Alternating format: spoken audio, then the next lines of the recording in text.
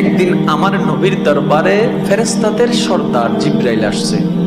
আমার নবী কথায় কথায় বললেন, ইয়া আখি জিব্রাইল, ও আমার ভাই জিব্রাইল, তোমার নাকি 600 ডানা আছে, 600 পাখা আছে।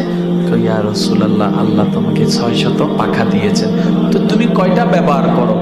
বেশি লাগে না, আসমান জমিন ডিউটি করতে একটা হইলে যথেষ্ট। মানে একটা দিয়ে চাপর মারলে হয়ে আছে, বাকি 599 ব্যবহার করা লাগে। আচ্ছা, যার 600টা ডানা আছে তার শরীরটা কত?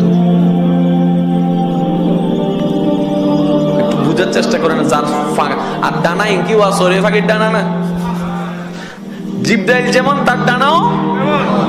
আমার নবী বললেন, জিব্রাইল মনোযোগ, নবী কথা বলছেন নূরের ফেরেশতা সর্দার জিব্রাইলের সাথে।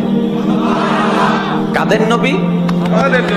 আমাদের নবী। তো একটু বাপ নিয়ে বলেন না ভাই, কাদের নবী?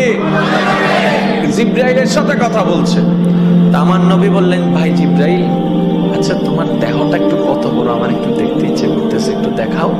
তখন জিব্রাইল বললেন, ইয়া রাসূলুল্লাহ, আমাকে ক্ষমা করবেন, আল্লাহ আমাকে যে বডিটা দান করেছে ওই বডির রূপটা নেওয়া, যদি নিতে যাই পৃথিবী ছোট হয়ে যাবে।